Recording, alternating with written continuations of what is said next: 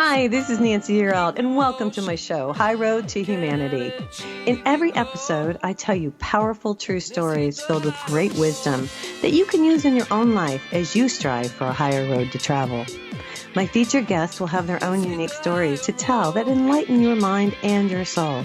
So kick back, relax, and learn the secret to success when you take the high road. First touch, strong connection, it lays deep in your soul.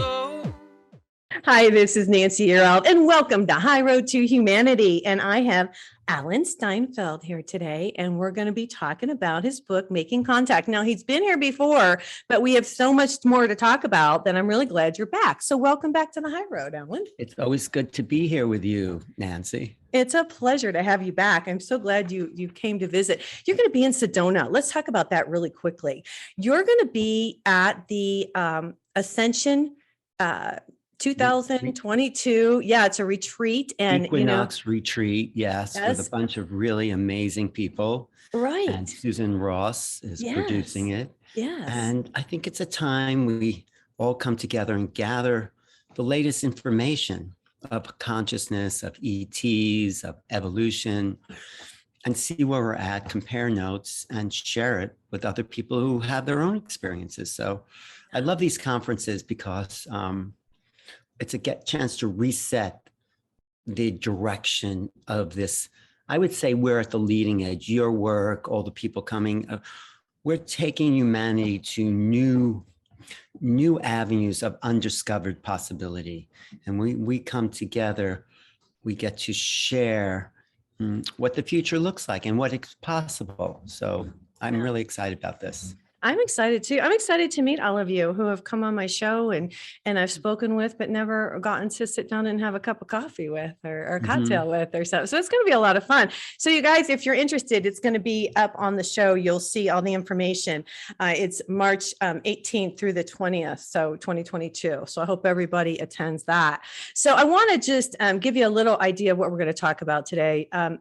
And let me just talk about the book, Making Contact. So at this critical juncture in the government's official acknowledgement of the reality of UFOs and UAPs, scientists, politicians, and mainstream news outlets have no idea what to make of the startling revelations or the outpouring of sightings and contact experiences currently being reported on a global scale. And this is happening. So this book stands as the most comprehensive clarification to date on the intent and intelligence behind this phenomenon.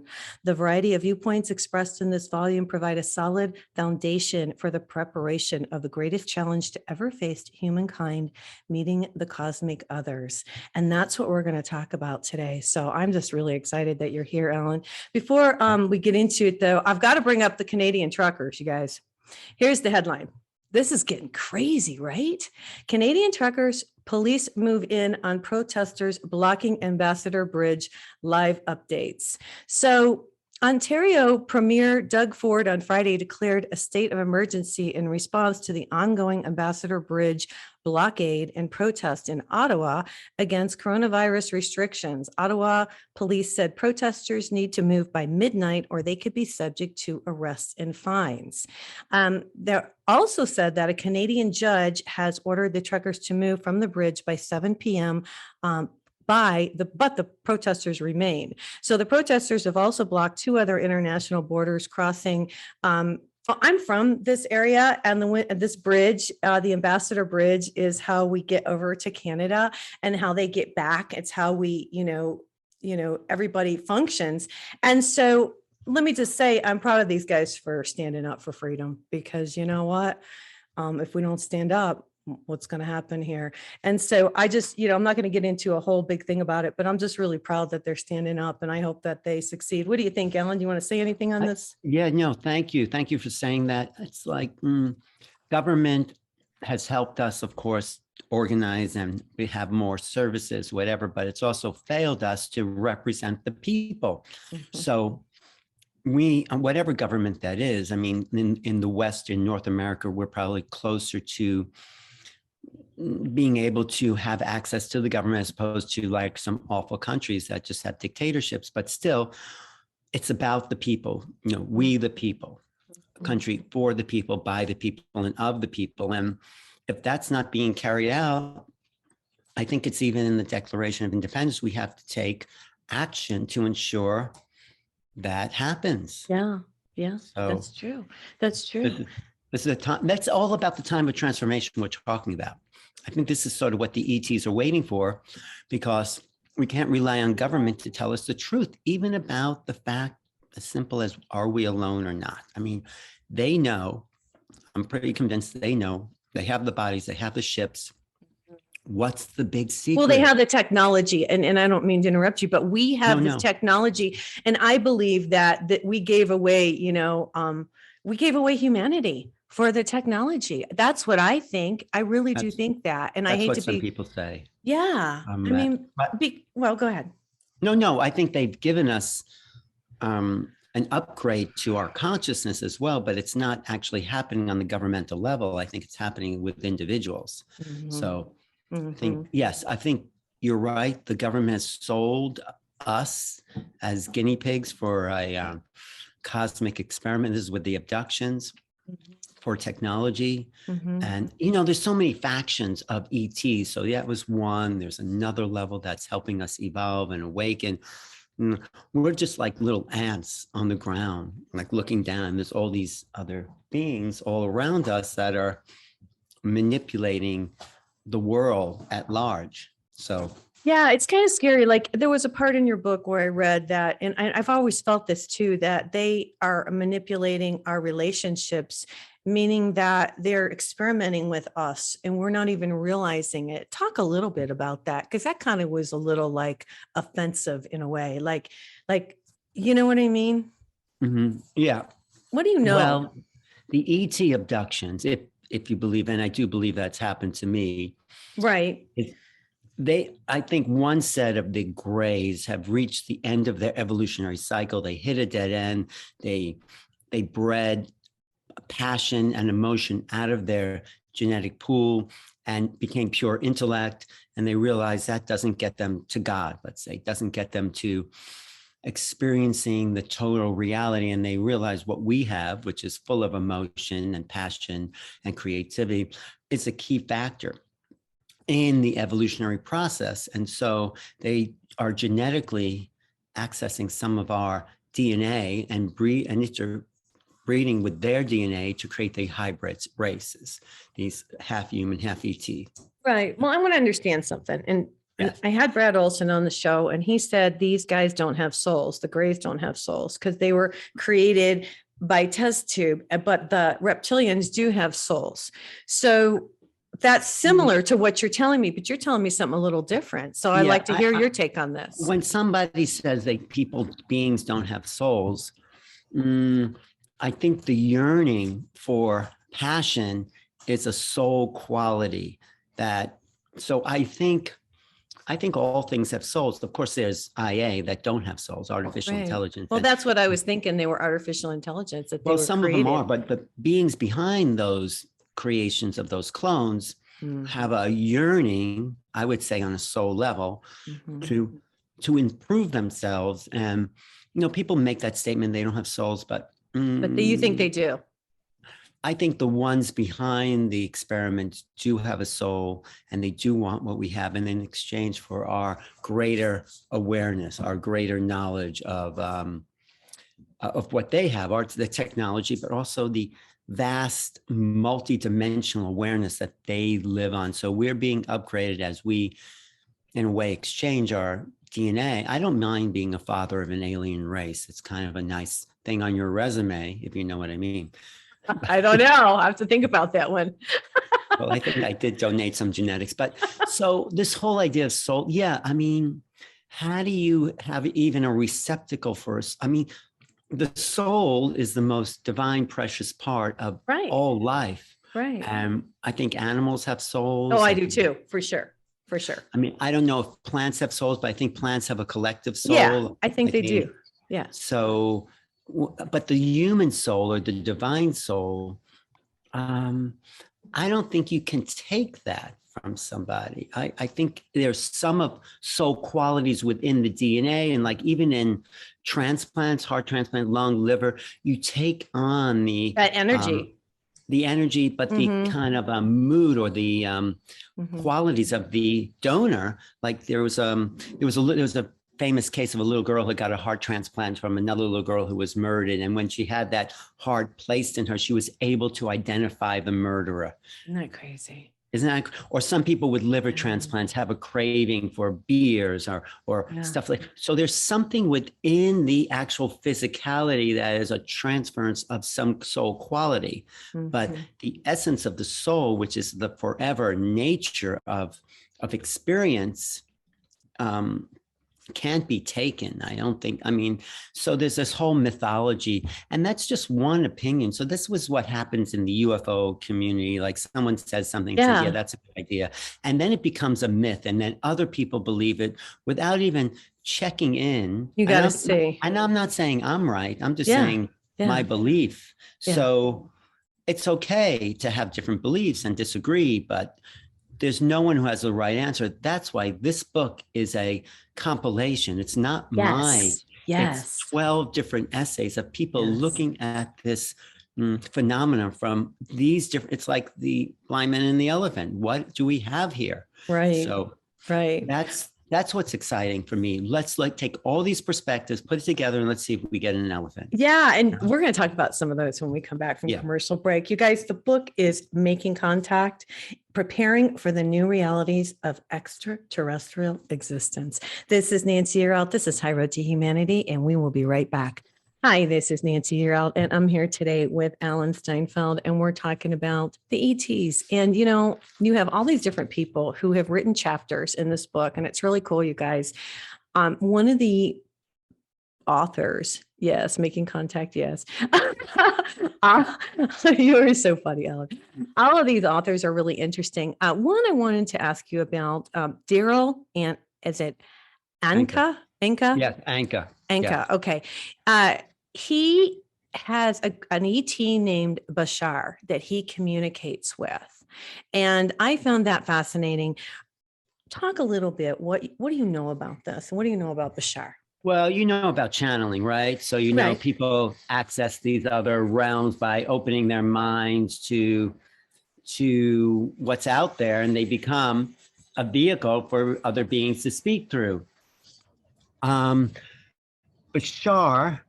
is a being that is a part of Daryl's future consciousness, and Daryl has been in relationship, in communication with Bashar for 30 years. So he's been downloading some beautiful things, and Bashar is actually what I was talking about. He says he's a hybrid of this human ET experiment that lives 300 years in the future. They're on another planet, and they live a kind of ideal lifestyle of high intellect and creative passion, emotion. So that is where these genetics are going. And Bashar has come here a lot through Gerald and communicated some very high level information that's helped people live in more joy. His big underlying principle is follow your excitement, follow your highest excitement, which who can argue with that? I mean, some people say the hybrid experiments is an invasion of our own free will. You know, when a being comes and abducts you in the middle of the night and takes your genetics, that's sort of like, they're not telling you. So there's that sort of controversy going on. How could these beings, if they're loving us and wanting to come and not inform us, of course, who would want that to happen? But there's a bit of controversy. And I asked Bashar about that. He says, well, on some level of consciousness, you've made that agreement. So I don't know if that's true or not, but there's some people protesting now about the alien abduction, saying, well, in this present moment, I'm not making that statement. Right. It's sort of like, it's like sort of like the cosmic Me Too, you know, it's like, you know, and we have a right to say no. Well, Carolyn, is it Corey? She's witnessed, and I wrote this down because I thought this was really interesting. She does a chapter and she says there is a galactic grid linked to our brains, as well as explaining the way we can merge our energy fields with other beings. So in acknowledging our lineage from the stars, we can align with those frequencies to activate the higher potential of our minds. So is that part of this? In a way, it is part of it. I mean, we love our indulgence in ignorance. So I don't know do we say, yeah, on some level, let's meet these ETs, let's give them our genetics and upgrade our brains to a higher quality, or do we stay locked in our resistance because we are independent and free willed and we have no right? So I don't know what the answer is, but there are beings here to help us. And the grid that's been in place for maybe 2 or 3 or 5,000 years has kept us very limited in the way we're thinking. We're not able to access a higher knowledge of the unknown. And we are now. We're beginning to, yeah. But most people are still locked in the old frequencies and want to stay there. They want to stay home watching the Super Bowl and drinking beer. Nothing wrong with that. But I want to reach into the unknown. I want to create something that no one has ever experienced. And creativity is really, I feel, the reason for incarnation. And that's something we have an abundance of. And the more free, the more we're connected to this higher grid, the more the unknown is able to use the receiver of the brain to access new realities. That's the name of my program on YouTube, New Realities. Right, so how do we start to live into an unknown new reality by letting go of everything we've known, or not everything, but letting go of what holds us to the past? Now, I look at this differently. I look at this like we are created by the creator, because there is one divine creator, and I call him God. And then I believe that the whole idea is that as we raise our vibration, which we are starting to do, and I connect with the divine every day, that we will eventually ascend and become one again. And that's what I think. I don't think we should be letting them screw with our souls or our bodies or any of that stuff. I don't think they're screwing with. I think because, I mean, you know what I mean, Ellen? I'm like, well, I don't know. No, but we've been stuck. Look at the favorite pastime of humanity for the past 5,000 years. You know what that is? Yeah. Tribal warfare. Yeah. We're still making war. China, Russia, US. I know, Ukraine, right. Yeah, so we're as a globe, I mean, individuals, of course, we're ascending, but we're also part of a global collective consciousness. So yes, we are ascending. I think there's part of us that are, but we are connected to the lowest common denominator. So because we're all really one conscious being, you know. I mean, there's a quote by Bruce Lipton at the end of the book in the epilogue where he says, "We are not humans until we create humanity," meaning that we acknowledge that we're all different cells in the great body of humanity. So yeah, part of us are ascending and part of us are still stuck in tribal warfare. So, right. I mean, how do we break free? Well, and that's look at the truckers. We stand up. See, yes, I've got the solution here, Alan. We stand up and we say no more. And the government, I mean, everybody I talk to, and I'll just, say this, most people, I would say 99.9% of people do not want to go to war anywhere. We don't even need to be playing this game, but this is a game that the people in charge are playing, and we don't want to play anymore. And I think humanity this is our time, just like the truckers are doing, to stand up and say, okay, enough is enough. We don't want to go to war. We don't want to do this. You're right. That's the same thing about the ET secret. Okay, lay it all on the table. Tell us what you know, and then we'll decide together how to deal with the situation. But if you keep lying and hiding the truth, that's keeping us stuck. So we, like the truckers, I mean, people in the UFO community, have to stand up and demand the truth. And that's another level of evolution. But the truckers are a great example of the people's movement. And that's another reason I wrote this book, because we need to know what's out there. I talk to the experts in the field to present the best case possible, and none of them agree on the same sort of way of looking at it, but it's all in agreement that the truth needs to be known. I think this is what Brad is saying, and everyone who's going to be at this conference. And when we do that, we get a little more piece of information that allows us to come into more of our potential. But of course, we don't need that to come into our potential, but it helps to confirm reality. So the collective can be upgraded because we are the collective. So, right. Yeah, truckers, it begins with the truckers because that's our food supply. And I if we don't know. have that, They're just normal, everyday working people, and how we got away from all that. You've got a few people in charge, and then you have the rest of us who are like, okay, what's going on here? This is getting crazy. So all these different people, they all wrote a chapter. Give me something out of one of these chapters that you were just surprised about. Well, let's go back to Daryl Anka, who wrote a chapter about his 30-year relationship with Bashar. Okay. And, Bashar comes to him, he channels through him. And one day, Daryl said, I'd like to meet you. I'd like to actually be in your physical presence. So Bashar said, okay.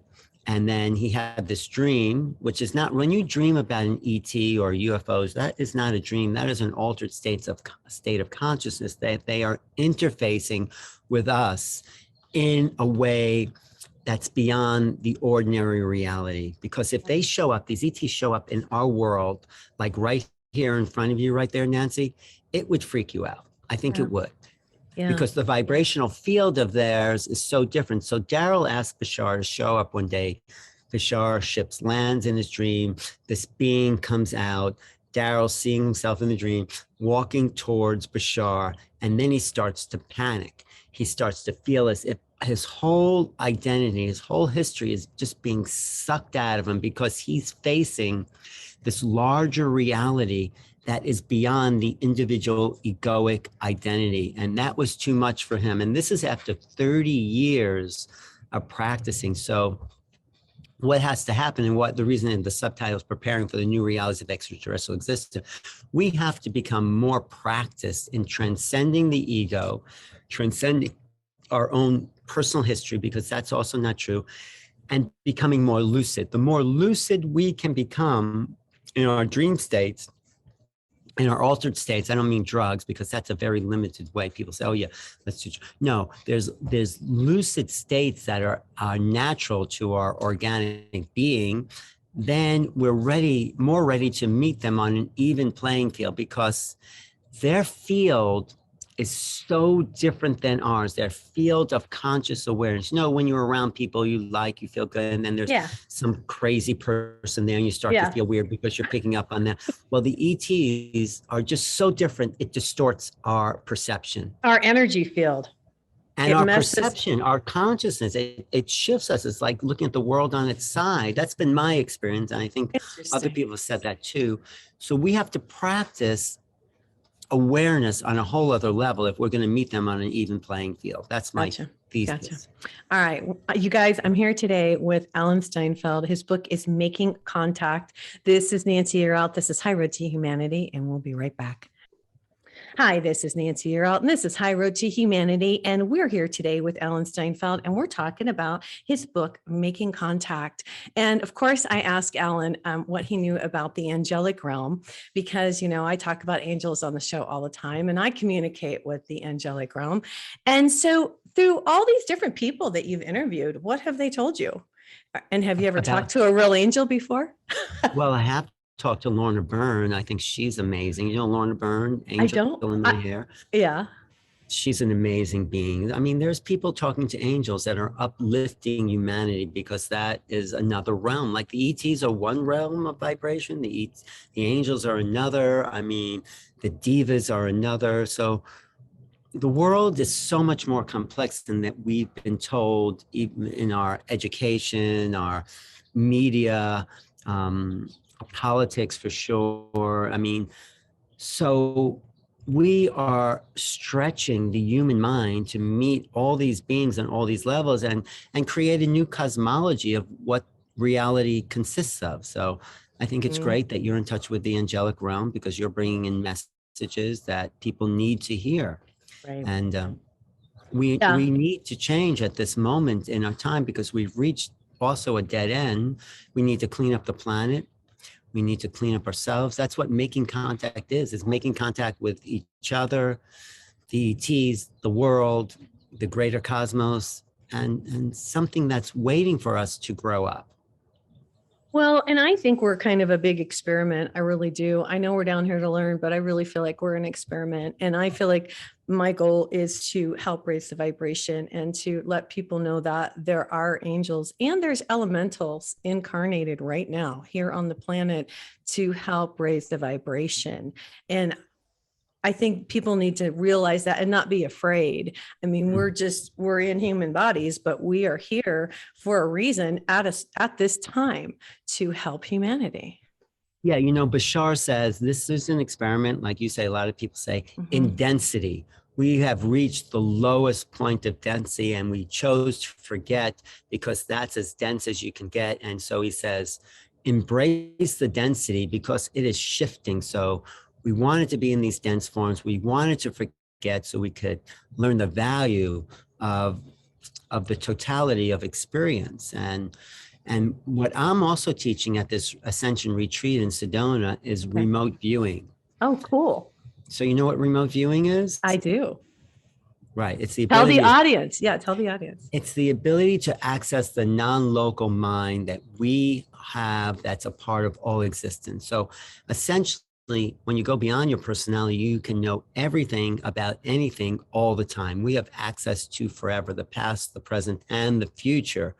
And there's simple exercises you can do that will show you are non-local as well. Yes, we're in bodies, but the stretch and reach of the imagination is infinite. And if we only knew that, wouldn't the world be a different place? Oh, absolutely. Absolutely. Yeah. And, you know, we do have to start looking at things energetically because I look at it like we are energy and these are our energy fields. And when we get in contact with someone whose energy field doesn't match ours, that's where there's an issue. And that's kind of what you were talking about with a lot of the extraterrestrials that Yes.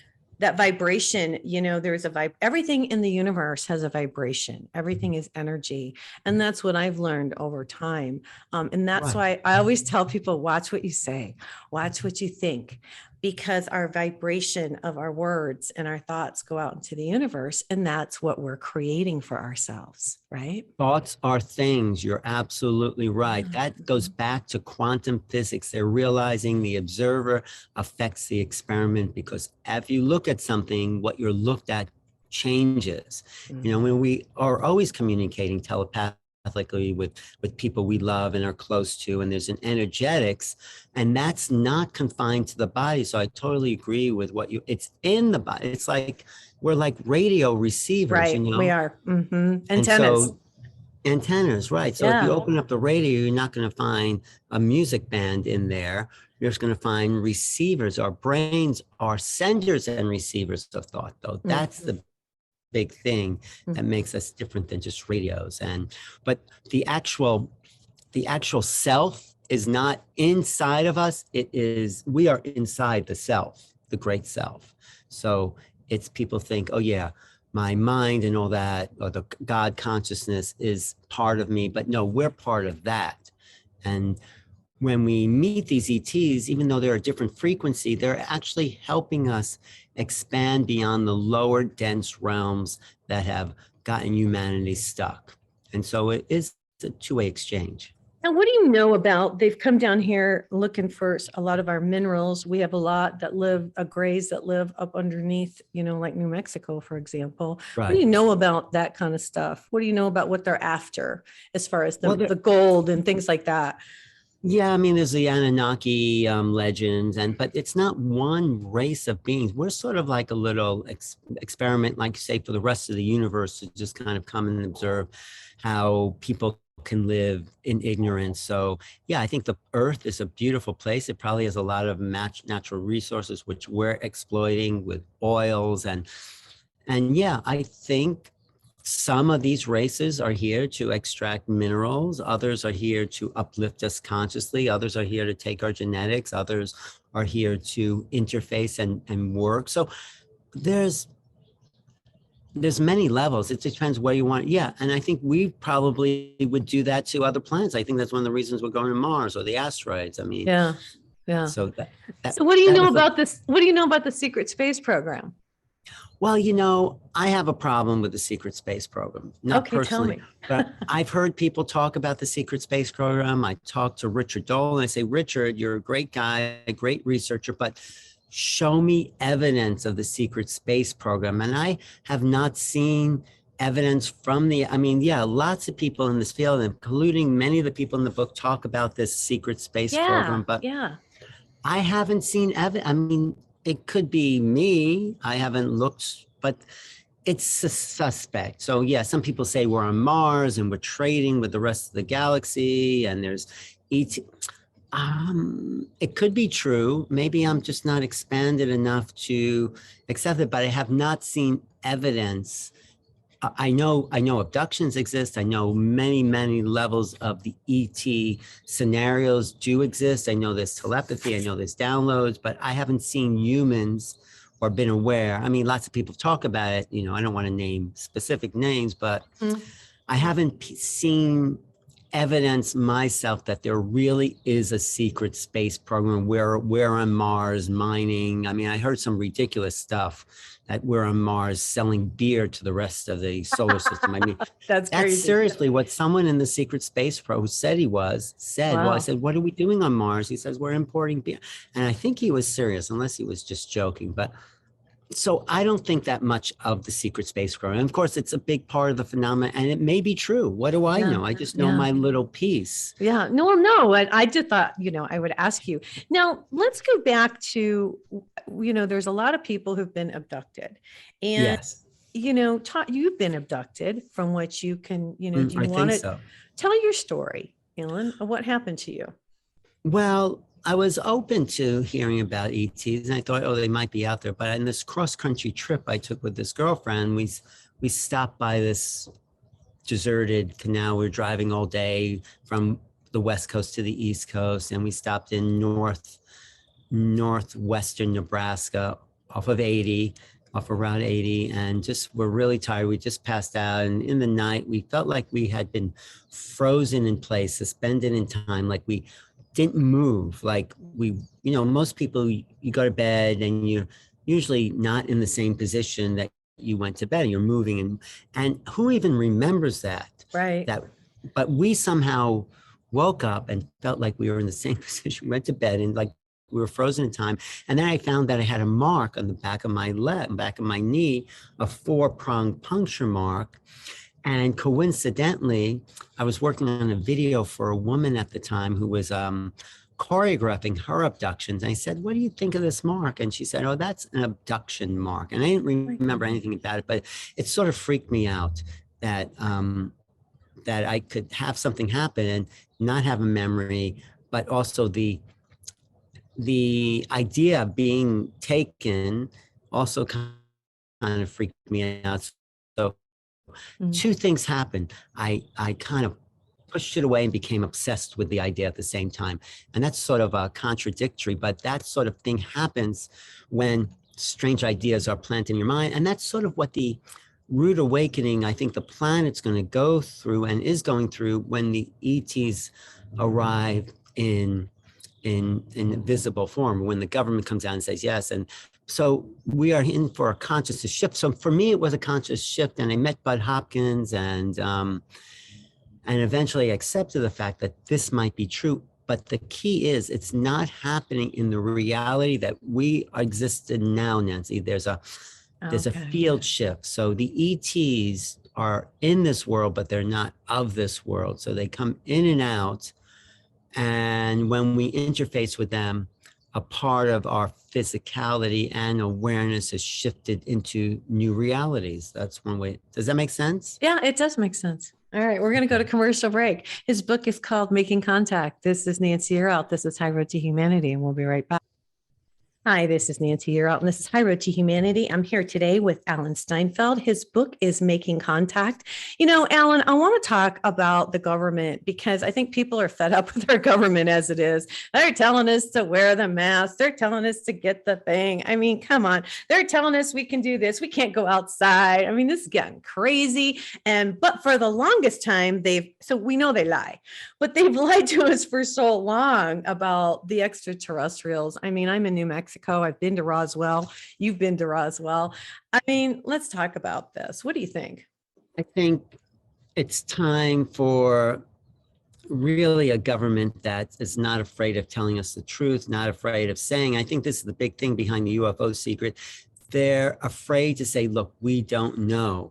We don't know what this is. We don't know their technology. They come in and out of our airspace. We can't, they're calling it a threat because they come in and out of our airspace, but there doesn't seem to be anything threatening about these beings. They've come and stopped over nuclear missile silos, and they deactivated the nuclear codes, and government and military doesn't like that. You're playing with our nuclear weapons. They've activated it at times, but it's to show us that we're playing with fire. We're playing with something very nuclear bombs or whatever we've armed our military with rip holes in time space, and that doesn't just affect our planet in total disaster. It affects the whole local universe. So when they're around a lot of atomic weapons. So they say, some people in the military say, so they're saying, look, get it together, and this is what the ETs are saying, and stop playing with matches because you're going to start a fire. And so the government just thinks along military and threat and invasion. And that's part of the consciousness we have to change. We need representatives that represent us, Nancy. That's why I love Marianne Williamson being a presidential candidate, even though I think she wasn't politically minded enough. But we need to represent our community of ETs, angel beings, all these things that talk about our values. And we want, like you said before, people don't want war. There's no one, I'm sure 99% of Russia or China, we're just regular humans wanting to live a life where we can enjoy our family and the basic necessities. Right. And it's government power obsessed men, I have to say men, that want to feel good about themselves by owning the world. And that's what's wrong.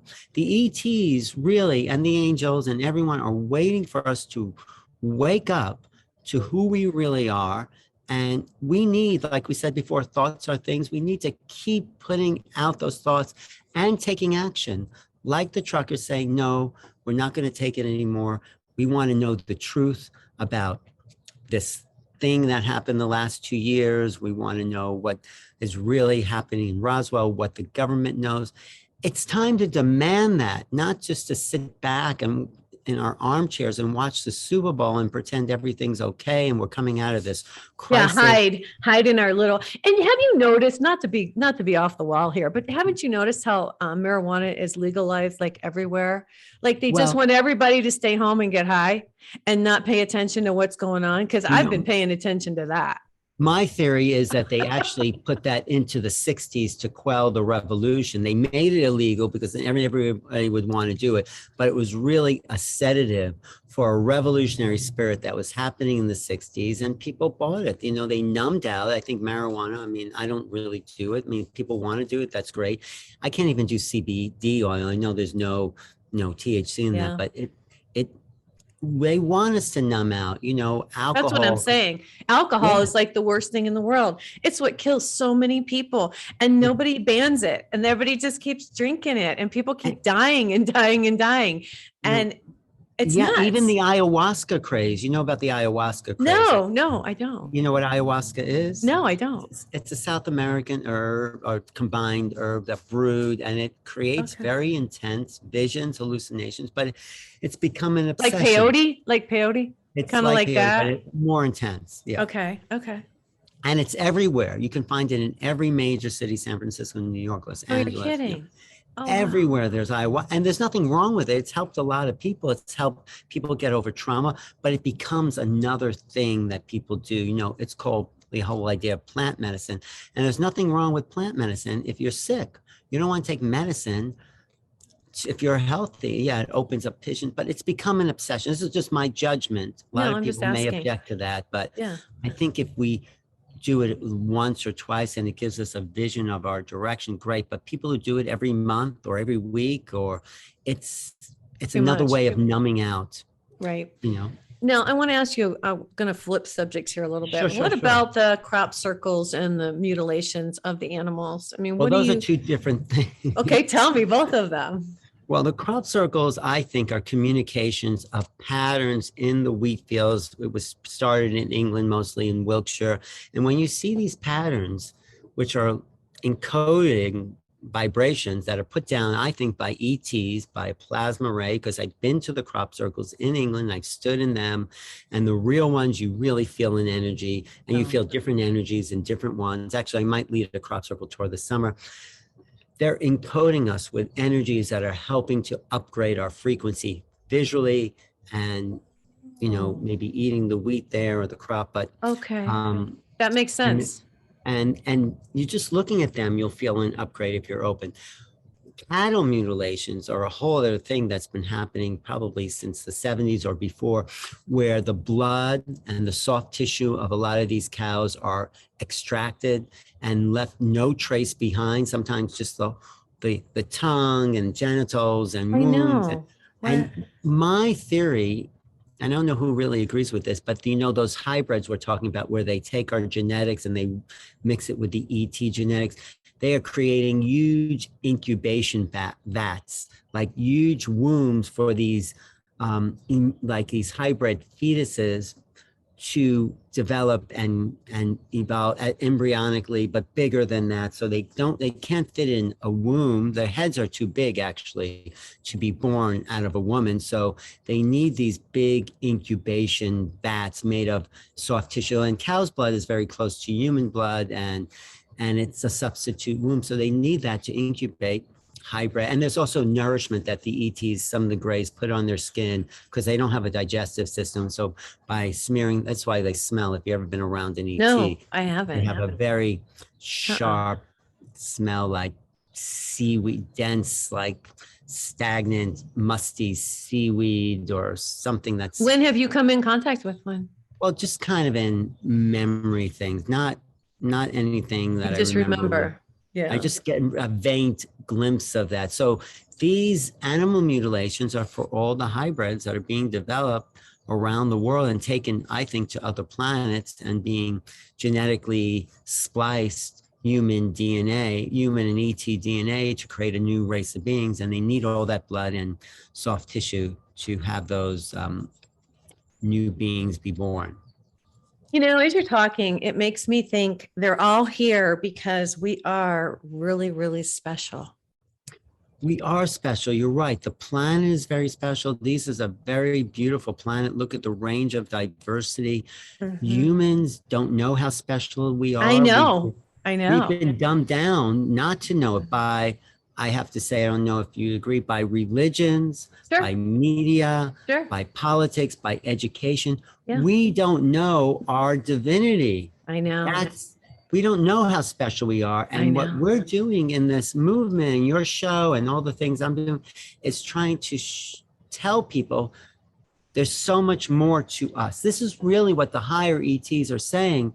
It's time to wake up to who we really are. We've been in infancy stage, and this shift in the timelines and the moment of choice is to graduate.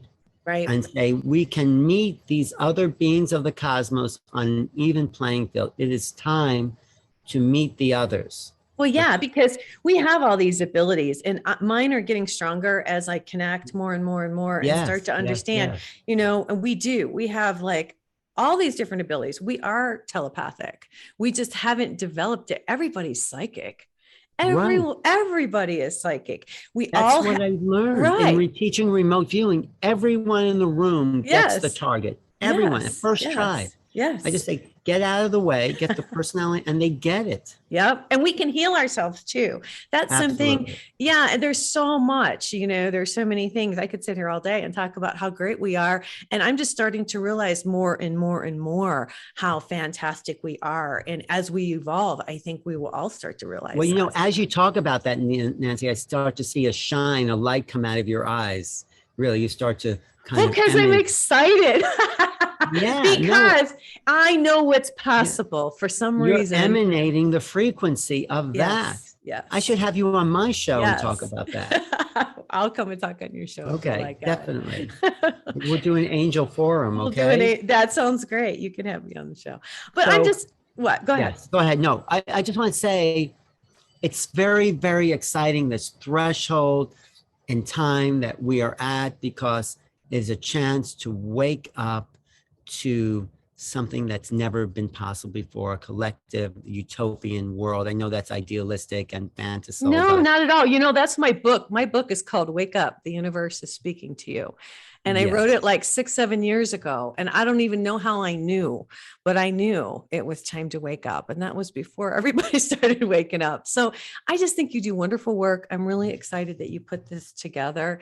I mean, I just want to know all the people who contributed. I mean, what have you heard from them? Any great feedback from the authors? Yeah, well, Linda Moulton Howe, who's the best researcher in a field of all men, these UFO, Linda has risen to the top as the key researcher in the field because she's so brilliant and smart and remembers everything. So she says, yeah, this is a way to end we've been an abused species. If we've been lied to and misled and enslaved. And she said, this is a way of waking up to who we are and telling the world what's possible, because this book is it's not for people who've been in the UFO field. There's some stuff, but if you're new to this and you really want to find out what's going on, a lot of people have endorsed this book because it's a primer. George Norrie, George Norrie wrote the foreword. Yeah. Nick Pope was a government insider. He worked on the UFO program. He contributed the first chapter, and it's about, so we go from the hardware, the nuts and bolts, which is like, oh yeah, there's a UFO out there, to consciousness. How does this, JJ and Desiree Hurtak, really good friends of mine, spiritual teachers. Do you know the work of JJ Hurtak? I don't. Oh, the Keys of Enoch. He met the higher being Enoch and brought him up to these other levels and downloaded this incredible book about multidimensionality and higher consciousness and cosmic brotherhood. I'll have to have him on the show. Yeah. You should have him and Desiree, his wife, on the show. They are great, great people. I will. So a lot of people have liked this book because it gives an overview. It's not one point of view. So you get to stand back after reading the whole thing and see the mosaic of the phenomena. And people appreciate that because the real researchers say, yeah, I have this piece. You have that piece. And it made the most sense. I didn't want to just share my piece. I have my piece, but right. But other people have something to say too. Yeah. And there's not real disagreement. They look at it from different angles. Grant Cameron in this book says, if you've seen a UFO, you are meant to see it. There are no innocent bystanders there. It is a communication and it's a shift and it's an entanglement of consciousness because now you're part of the phenomena. You're not a witness, you're a participant, Oh my gosh. Yeah. Well, no, that's true because nothing is accidental. That's absolutely true. So that's what's and just one more thing. There's more sightings than ever coming. You think? There are. It's up. Yeah. If you look at the statistics. Now, I just want to say one thing before we get out of here today, because, I'm I was always a little afraid, about the ETs. But what I learned from actually Scott Warner came on my show and he said, if you see an ET, just send them love.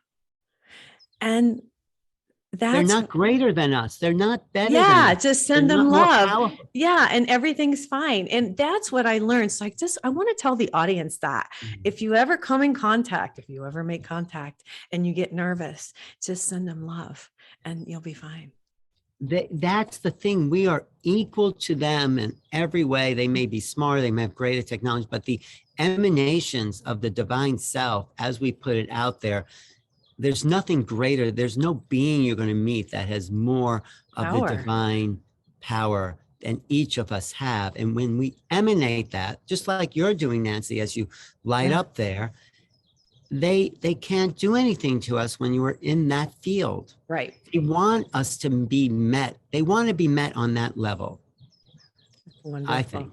I think so Yeah. too. I think so So too. let's Thanks for do coming it. on. Yeah, let's do it. I'm so Let's excited. go out there and do a CE5 and call them in. Oh my God. I'm looking forward to meeting you when I come to Sedona. I hope Right. people will come and listen. I know you're going to be one of the speakers that I'm going to definitely come and I am. I'm going to talk about this upgrade. I'm going to talk about more than what we talked about, like kind of how do we upgrade to this next level of quantum consciousness? I love it. It's All right. quantum consciousness. I love it. That's great. Hey, we got to get out of here. His book is called Making Contact. You guys pick it up. Alan Steinfeld, Preparing for the New Realities of Extraterrestrial Existence. It's guys- on Amazon, Barnes & Noble, anywhere. And thank you so much, Nancy, for your Oh, joyful spirit. Thanks for coming. And you guys, if you need a psychic reading, or I call them angel readings, go to my website, nancyyearout.com, and I will be happy to book you. All right, we're going to get out of here for today. Alan, thanks again. Everybody take care and God bless. Connect the dots and keep the motion. Can achieve your goal. Let's hit the higher road. Hey, you guys, join me next week on The High Road for more stories filled with wisdom, love, and hope for our future. Have a fabulous week and know that by staying on the high road, you will make it to your destination. Visit my website, nancyyearout.com, where you can book a private session to learn how to tap into your own abilities. And check out my YouTube channel. It's Nancy Yearout's High Road to Humanity. You can achieve your goal.